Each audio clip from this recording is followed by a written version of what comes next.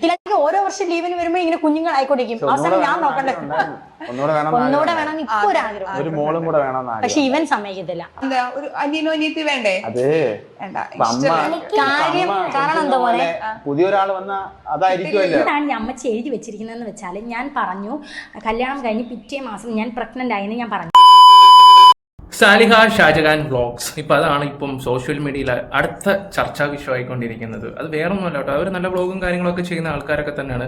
അതുപോലെ തന്നെ ഈ അടുത്ത സമയത്ത് ഒരു ഇൻ്റർവ്യൂ കൊടുത്തിട്ടുണ്ടായിരുന്നു. ആ ഇൻ്റർവ്യൂ വീഡിയോ ഒക്കെ നല്ല രീതിയിൽ കൊണ്ട് പോകുന്നതാണ്. പിന്നെ അതുപോലെ തന്നെ അറിയാലോ, ഈ ഇൻ്റർവ്യൂവിലെ ചേട്ടന്മാർക്ക് ഒരു സ്വഭാവമുണ്ട്. ഈ ഷോർട്ട് വീഡിയോസ് ഒക്കെ ഇങ്ങനെ കട്ട് ചെയ്ത് ചില ഡബിളും ത്രിബിളും ഒക്കെ കയറ്റി വിടുകയൊക്കെ ചെയ്യും. ഇത് കയറ്റി വിടുമ്പോഴുള്ള കുഴപ്പമെന്ന് പറഞ്ഞാൽ ചില ആൾക്കാർ അത് മാത്രം കണ്ടിട്ടിരുന്ന് നെഗറ്റീവ് കമൻറ്റ് അടിക്കുന്ന കുറേ ആൾക്കാരുണ്ട്. അത് പറഞ്ഞിട്ട് കാര്യമില്ല, ഇവരുടെ രീതിയാണ്. അല്ലെങ്കിൽ അതിൻ്റെ ഫുൾ വെർഷൻ പോയി കണ്ടിട്ട് വന്നിട്ട് അതിൻ്റെ അഭിപ്രായങ്ങൾ അതുമില്ല. അങ്ങനെ കുറേ ആൾക്കാരുണ്ട്. ഓക്കെ, എന്തായാലും നമുക്ക് ഇവരുടെ വീഡിയോയിലോട്ട് പോവാം. പിന്നെ അതുപോലെ തന്നെ എനിക്ക് സാരിയോടും പറയാനുള്ള കാര്യം, ഇത് സോഷ്യൽ മീഡിയ ആണ്. നെഗറ്റീവും പോസിറ്റീവും ഒക്കെ വരുമൊക്കെ ചെയ്യാം. നമ്മളിപ്പം ഒരു വീഡിയോ ഇട്ട് ഓക്കെ അതിൻ്റെ ഏണിങ്സും കാര്യങ്ങളൊക്കെ നമുക്ക് കിട്ടുമ്പോൾ വളരെ സന്തോഷം കാര്യങ്ങളൊക്കെ ഉണ്ടല്ലോ. അപ്പോൾ അത് നെഗറ്റീവ് വരുമ്പോഴാണ് ഇതൊക്കെ അങ്ങ് തരണം ചെയ്ത് പോകാനുള്ള ഹെൽപ്പ് നമുക്കൊക്കെ വേണം. ഈ മന്ത്ലി നമുക്കൊരു എമൗണ്ട് വരുമ്പോൾ നമ്മൾ ഭയങ്കര ഹാപ്പിയാണ്. അതിൽ നിന്ന് ചില നെഗറ്റീവും പോസിറ്റീവും ഒക്കെ ഉണ്ടാവും. അതൊക്കെ ഉൾക്കൊള്ളാനുള്ള ഒരു മനക്കരുത്തും കൂടെ വേണം. അതാണ് ഈ സോഷ്യൽ മീഡിയയുടെ ഒരു രീതി. ചേച്ചിക്ക് അത് ഞാൻ പറയാതെ തന്നെ മനസ്സിലാവും എന്ന് തോന്നുന്നുണ്ട്. ഓക്കെ, എന്തായാലും നമുക്ക് വീഡിയോയിലോട്ട് പോവാം.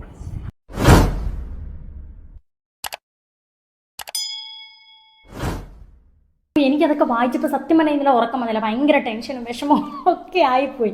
ആദ്യമായിട്ടാണ് ഇങ്ങനെ ഒരു അനുഭവം. അതെന്താണെന്ന് വെച്ചാൽ, എഡിറ്റ് ചെയ്ത ചേട്ടൻ്റെ മനസ്സിലിപ്പോൾ ഈ വീഡിയോ ഓടണമെന്നാണല്ലോ. എല്ലാവരും അങ്ങനെയാണ്. ഈ ഇൻ്റർവ്യൂ എടുക്കാൻ വന്നവരും അങ്ങനെയാണ് ചിന്തിക്കുന്നത്. ഇത്രയും ദൂരം അവർ കാറ് പെട്രോൾ അടിച്ച് വന്നു, ഇത്രയൊക്കെ ചെയ്യുന്നു. അപ്പോൾ അവർ വിചാരിക്കുന്നത് അവർക്ക് എങ്ങനെയെങ്കിലും വീഡിയോ ഓടണം, റീച്ച് ആവണം. ആ ഷോർട്ടിലൂടെ വ്ളോഗ്, ഈ ലോങ് വീഡിയോ കയറി കാണണമെന്നാണല്ലോ അവരും ചിന്തിക്കുന്നത്. അപ്പം അത് അവർ ചിന്തിക്കുന്ന രീതിയിൽ എഡിറ്റ് ചെയ്തും കിട്ടും.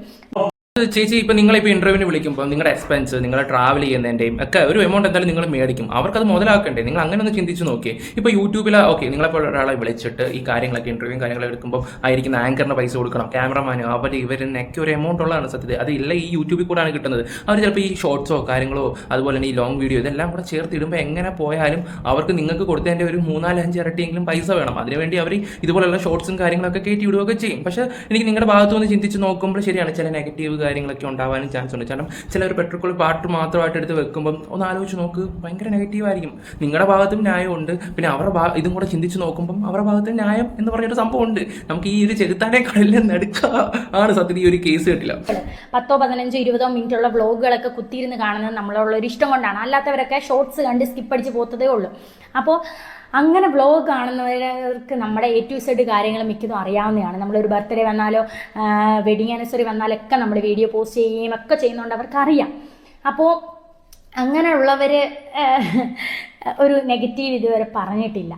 അപ്പോൾ ഇത് വേറെ ഒരു സൈഡിൽ നിന്ന് വന്നുള്ള ഒരു പ്രശ്നമാണ്. അത് എനിക്ക് നിങ്ങളുമായിട്ട് ഷെയർ ചെയ്യണം, കുറച്ച് സംസാരിക്കണമെന്ന് തോന്നിയുകൊണ്ടാണ് ഞാൻ ഈ വീഡിയോ എടുക്കുന്നത് മുത്തുമണീസ്. അപ്പോൾ ഈ ഇൻ്റർവ്യൂവിനെ സംബന്ധിച്ചിട്ടുള്ള കാര്യമാണ്. ഇൻ്റർവ്യൂ നടന്നു, ഒരു 10-24 മിനിറ്റോളം ഉണ്ടായിരുന്നു. പിന്നെ അതിൻ്റെ വേറൊരു ഗെയിമിൻ്റെ ഒരു പാർട്ടൂടെ വരാനുണ്ട്. അപ്പോൾ വീഡിയോ നല്ല രീതിയിലാണ്. ഞാനും എൻ്റെ കുഞ്ഞുങ്ങളും അണ്ണനും ഒക്കെ നല്ലൊരു പോലെ സംസാരിച്ചിരുന്നു. നമ്മളെങ്ങനെയാണോ അതേ രീതിയിൽ തമാശയായാലും കാര്യമായാലും മനസ്സിലൊന്നും വയ്ക്കാതെ പറഞ്ഞു. അപ്പോൾ ഇത് എഡിറ്റ് ചെയ്ത സമയത്ത് ഫുൾ വീഡിയോയിൽ കുഴപ്പമില്ല. ഈ ഷോർട്ട് വീഡിയോ എഡിറ്റ് ചെയ്ത് നമുക്ക് ഇൻസ്റ്റാഗ്രാമിൽ, ഫേസ്ബുക്ക്, യൂട്യൂബിലൊക്കെ അവരുടെ ചാനലിൽ തന്നെ ഇട്ടിട്ടുണ്ട്. അപ്പോൾ ഇൻസ്റ്റാഗ്രാമിൽ എനിക്കൊരു കൊളാബ് വന്നിട്ടുണ്ടായിരുന്നു. അത് സാധാരണ സംസാരിക്കുന്നതാണ്. പിന്നെ അല്ലാതെ അവരുടെ ചാനലിൽ ഇട്ടതിലൊക്കെ ഭയങ്കരമായ ഒരു വീഡിയോയിൽ ഭയങ്കരമായിട്ടുള്ള നെഗറ്റീവ് കമൻസ് കയറി വരുന്നുണ്ട്. ഈ കാണുന്നവർക്ക് പലർക്കും നമ്മളെ അറിയത്തില്ല, നമ്മുടെ വ്ളോഗൊന്നും കാണാത്തവരായിരിക്കാം. ചേച്ചിക്ക് ഈ ഒരു വിഷമം എന്താണെന്ന് വെച്ചാൽ, ചേച്ചിക്ക് ആദ്യമായിട്ട് നെഗറ്റീവ് വരുന്നതുകൊണ്ടാണ്. നിങ്ങൾക്ക് മനസ്സിലാവാൻ പറ്റുന്നുണ്ട്. ഓക്കെ, നിങ്ങൾ ലോങ് വീഡിയോ ഇട്ട് ലോങ് വീഡിയോയിൽ എല്ലാവരും പോസിറ്റീവ് പറയുന്നു. ഈ ഷോർട്ട് വന്നപ്പോഴാണ് ഈ കുഴപ്പവും കാര്യങ്ങളൊക്കെ. ഞാൻ മുമ്പേ പറഞ്ഞ പോലെ തന്നെ ഇതാണ് സോഷ്യൽ മീഡിയ എന്ന് പറഞ്ഞാൽ, ആരെങ്കിലും ഒരാൾ ഈ പറയുന്ന സോഷ്യൽ മീഡിയ നെഗറ്റീവ് ഇല്ലാതെ കടന്നു പോയിട്ടുണ്ടോ എന്ന് നിങ്ങളൊന്ന് ചിന്തിച്ച് നോക്ക്. അപ്പോൾ ഇതൊക്കെ സ്വാഭാവികമായിട്ടുള്ള കാര്യങ്ങളൊക്കെ ഉള്ളു. ഇതൊക്കെ ഈ ചെവി കൂടെ കേട്ട് ഈ ചെവി കൂടെ അങ്ങ് വിടുന്നതായിരിക്കും നല്ലത്. എന്തായാലും ചേച്ചി ഇതിൻ്റെ ഒരു എക്സ്പ്ലനേഷൻ ആയിട്ട് വരുമ്പോഴാണെങ്കിൽ പോലും ചേച്ചിക്കാണ് ലാഭം. കാരണം എങ്ങനെ പോയാലും നല്ല വ്യൂവർഷിപ്പും കാര്യങ്ങളും കിട്ടുകയൊക്കെ ചെയ്യും. അതിൻ്റെ അടിയിൽ വന്നിട്ട് ഇനി മെഴുകുന്നവരും മെഴുകട്ടെ. ഈ കാലത്തിൽ ഇങ്ങനെയുള്ള കാര്യങ്ങളൊക്കെ ഉണ്ടാവുന്നതാണ്. അതിനുള്ള മനക്കത്തി നമുക്ക് ആദ്യം വേണം. ചേച്ചിക്ക് ഇതൊക്കെ പറ്റും. ഇത്രയും സ്ട്രോങ് ആയിട്ട് വ്ളോഗും കാര്യങ്ങളൊക്കെ ചെയ്യുന്ന ഒരാളല്ലേ. എൻ്റെ ഫ്രണ്ട് ഭാഗം കട്ട് ചെയ്തിട്ടാണ് ഇട്ടേക്കുന്നത്. അപ്പോൾ എന്താണെന്ന് വെച്ചാൽ ഇതൊന്ന് ജസ്റ്റ് കേട്ട് നോക്കിയത്. ഞാൻ എൻ്റെ ഒരു കസിൻ സിസ്റ്ററിനെ പറ്റി, മൂന്നാമതൊരു കുഞ്ഞ് വേണോ എന്ന ആഗ്രഹം ഉണ്ടോ എന്ന് ഈ ആങ്കർ ചോദിച്ചപ്പോൾ ഞാൻ പറഞ്ഞു എൻ്റെ ഒരു കസിൻ സിസ്റ്റർ ഉണ്ട്, എപ്പോഴും ഇതുപോലെ പറഞ്ഞ് കളിയാക്കുവാണ്. ഞങ്ങളുടെ ഒരു ബന്ധു ഒരു അനിയത്തിയുണ്ട്. അനിയത്തി അപ്പൊ ഇവരെ അടുപ്പിച്ചടുപ്പിച്ച് വലിയ വ്യത്യാസമില്ലല്ലേ, ട്വിങ്സ് പോലെ ആയിപ്പോ. അപ്പൊ അണ്ണ ഈ കൂടുതൽ നാൾ ഇവിടെ നിക്കായിരിക്കുന്നത് നല്ലത്, അണ്ണ പൊക്കോ. എന്നിട്ട് നമ്മള് സിസീറനായിരുന്നു രണ്ടു. നിർത്തിയപ്പം അവള് പറയും നിർത്തിയില്ലെങ്കിൽ ഓരോ വർഷം ലീവിന് വരുമ്പോ ഇങ്ങനെ കുഞ്ഞുങ്ങൾ ആയിക്കൊണ്ടിരിക്കും. അവസാനം ഞാൻ നോക്കണ്ടേ. ഈ ഒരു വീഡിയോ ആണ് ഇവർക്ക് നെഗറ്റീവ് ആയത്. ഈ ഒരു വീഡിയോ അത് ഒരുപാട് ഷോർട്ട് വീഡിയോസ് ഇട്ടെങ്കിലാണെങ്കിൽ പോലും ഇതാണ് ഏറ്റവും കൂടുതൽ വൈറലായതും അതുപോലത്തെ മോശമായിട്ടുള്ള കമന്റ്സും കാര്യങ്ങളാണ് അവർക്ക് നേരിടേണ്ടി വന്നത്. അതിന്റെ ഒരു എക്സ്പ്ലനേഷൻ ആയിട്ടാണ് ഈ ചേച്ചി വന്നിരിക്കുന്നത്.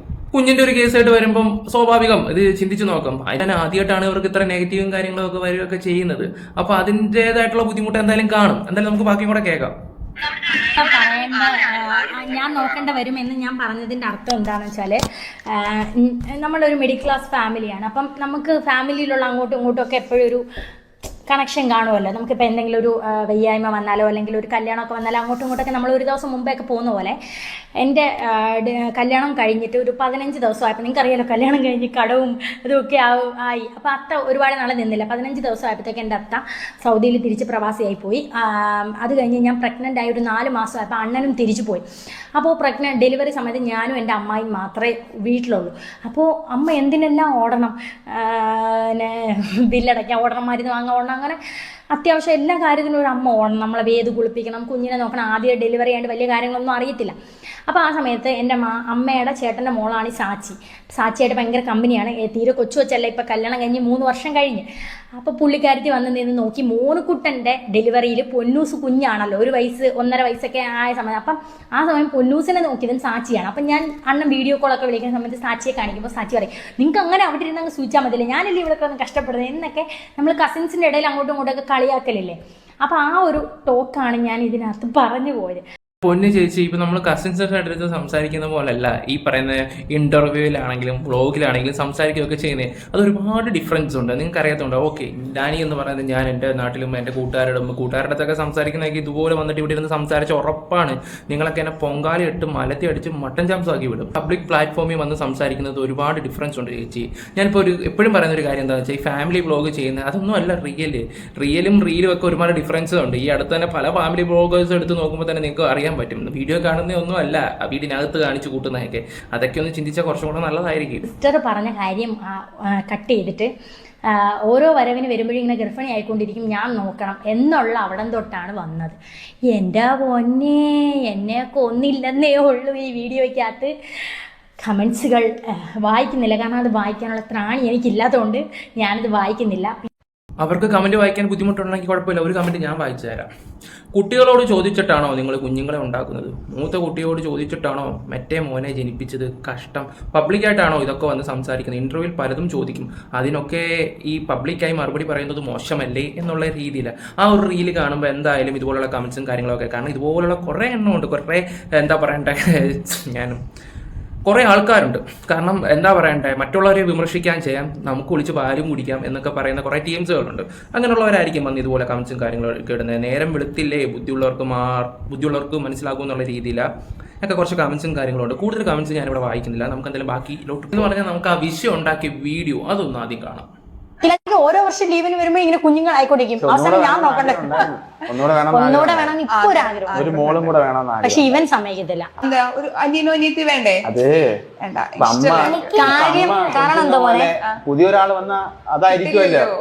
ഇവൻ എന്റെ കൂടെ കിടക്കണം, എന്റെ കയ്യിലാ കിടക്കണേ, അങ്ങനൊക്കെ ഉള്ള കാര്യങ്ങൾ മാറിപ്പോവും എന്നുള്ളൊരു ചിന്തയായി കൊച്ചു പ്രായത്തിലെ. അതുകൊണ്ട് നമ്മൾ വേറെ കുഞ്ഞിന്റെ കാര്യം പറയുമ്പോഴേ ഇവിടെ കിടന്ന് നിലവിളിക്കുകയും ബഹളം വയ്ക്കുകയൊക്കെ ചെയ്യും. അടിപൊളി. ഇതിന്റെയൊക്കെ മറുപടി നമ്മൾ എന്താ പറയാനാ? അതൊക്കെ പിള്ളേരോട് ചോദിച്ചിട്ടാണോ? അല്ല, ഓരോരുത്തർക്ക് തോന്നുന്നു. നിങ്ങൾ ഇഷ്ടം പോലെ എന്താണെന്ന് വെച്ചാൽ നിങ്ങൾ ചെയ്യുക, അല്ലാതെ കൊച്ചന്റെ ഇഷ്ടവും കാര്യങ്ങളൊക്കെ നോക്കിയിട്ടല്ലല്ലോ രണ്ടാമത്തെ കുട്ടി ജനിപ്പിച്ചത്. അത് സത്യമാണ്. കമന്റ് ബോക്സിൽ പറഞ്ഞ കാര്യങ്ങളൊക്കെ കറക്റ്റാണ്. പിന്നെ പബ്ലിക് പ്ലാറ്റ്ഫോമിലൊക്കെ ഇതുപോലൊക്കെ വന്ന് പറയുമ്പോൾ ചിലപ്പം ഓക്കെ, നിങ്ങൾ പോസിറ്റീവ്, നിങ്ങൾ ഓപ്പൺ ആയിട്ട് സംസാരിച്ചായിരിക്കാം. ചില ആൾക്കാർക്ക് ഈ ഷോർട്സ് മാത്രമായിട്ട് കാണുമ്പോൾ ഭയങ്കര നെഗ് അടിക്കും. പക്ഷേ ലോങ് വീഡിയോ കാണുമ്പോൾ ഈ പറയുന്നത് ഒരു സിമ്പിൾ ഒരു കാര്യമായിട്ട് വിട്ടുപോകത്തേ സത്യത്തിൽ.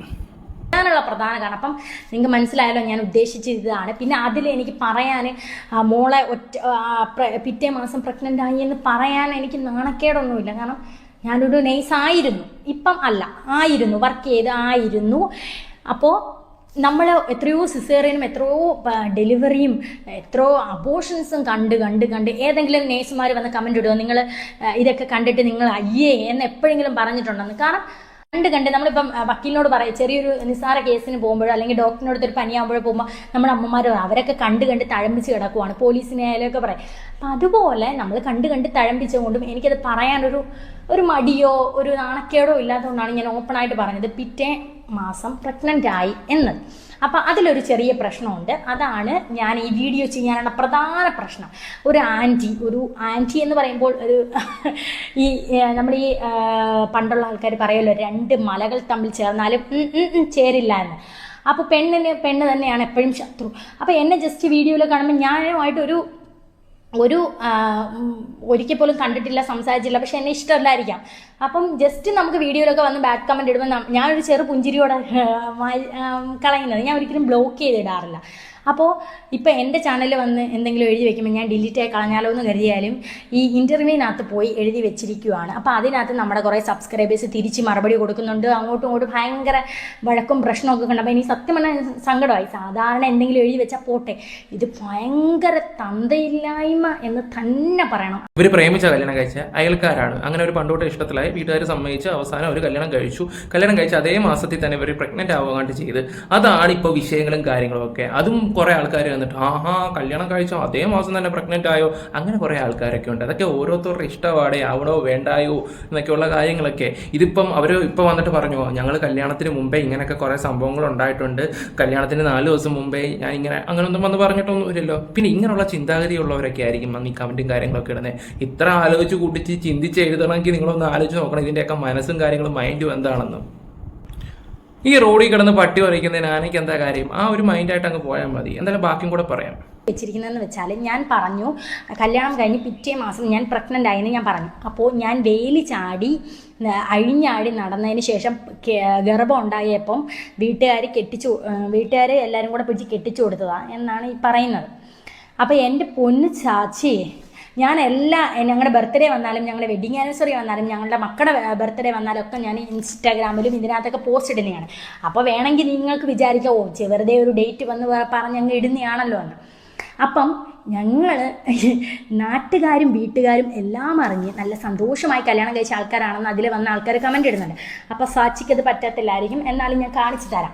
ഇതൊന്നും നിങ്ങളെ കാണിക്കേണ്ട ആവശ്യമില്ല, അത്രയ്ക്ക് വൃത്തിയായിട്ട്. ചേച്ചി ഇതൊക്കെ കണ്ടുകൊണ്ടുവന്നു വെഡിങ്ങിൻ്റെയും ഉള്ള പേപ്പേഴ്സും കാര്യങ്ങളൊക്കെ കൊണ്ടുവന്ന് കാണിക്കുന്നതൊക്കെ ഉണ്ട്. എൻ്റെ പൊന്നി ചേച്ചി, അത്രയ്ക്ക് നെഗറ്റീവ് അടിക്കേണ്ട ആവശ്യമുണ്ടോ? ഇവരൊക്കെ വന്ന് കുറച്ചിട്ട് പോവുകയൊക്കെ ചെയ്യും. കുറേയൊക്കെ കാര്യങ്ങളൊക്കെ ഉൾക്കൊള്ളാൻ പഠിക്കണം. ഞാൻ സീരിയസ് ആയിട്ട് പറയുകയാണ്, കുറേയൊക്കെ ഉൾക്കൊള്ളാൻ പഠിച്ചേ പറ്റത്തുള്ളൂ. ഇപ്പോൾ ഇത്രയൊക്കെ നെഗറ്റീവ് വരുവാണെങ്കിൽ, സ്ഥിരം വന്നുകൊണ്ടിരിക്കുകയാണെങ്കിൽ നിങ്ങൾ എന്ത് ചെയ്യും? ഞാൻ അതൊന്ന് ജസ്റ്റ് പറഞ്ഞതേ ഉള്ളൂ കേട്ടോ. ഓക്കെ, കമൻറ്റ് ഇടുന്നവരുടെ ഇടുകയൊക്കെ ചെയ്യും. എന്തായാലും ഓക്കെ, നിങ്ങളുടെ ഭാവങ്ങൾ നിങ്ങൾ ക്ലിയർ ആക്കാനൊക്കെ നോക്കുകയൊക്കെ ചെയ്തിട്ടുണ്ട്. എന്തായാലും ഒരു നല്ലൊരു ഫാമിലി വ്ളോഗൊക്കെ തന്നെയാണ്. അപ്പോൾ ഞാൻ പറഞ്ഞ പോലെ തന്നെ ഈ സോഷ്യൽ മീഡിയ എന്ന് പറഞ്ഞത് ഇങ്ങനെ ചേച്ചി, നല്ലതും പോസിറ്റീവും എല്ലാം ഉണ്ടാവും, പോസിറ്റീവും നെഗറ്റീവും ഒക്കെ ഉണ്ടാവും. അതൊക്കെ ഉൾക്കൊള്ളാനുള്ള ധൈര്യം വേണ്ടേ? ഇത്ര ടെൻഷൻ അടിക്കേണ്ട കാര്യമൊന്നുമില്ല. അങ്ങനെയൊക്കെ ആണെങ്കിൽ ഞങ്ങളൊക്കെ എന്തൊക്കെ കേൾക്കണം, തന്തയ്ക്കും തള്ളയ്ക്കൊക്കെ ഉള്ള വിളിയൊക്കെ കേൾക്കുമ്പോൾ അത്രേ ഉള്ളൂ. എനിക്ക് കൂടുതലൊന്നും പറയാനൊന്നുമില്ല. നമ്മുടെ വീഡിയോസ് ഇഷ്ടപ്പെട്ട ലൈക്ക്, ഷെയർ, സബ്സ്ക്രൈബ് ഒക്കെ ചെയ്യുക. Bye, love you all.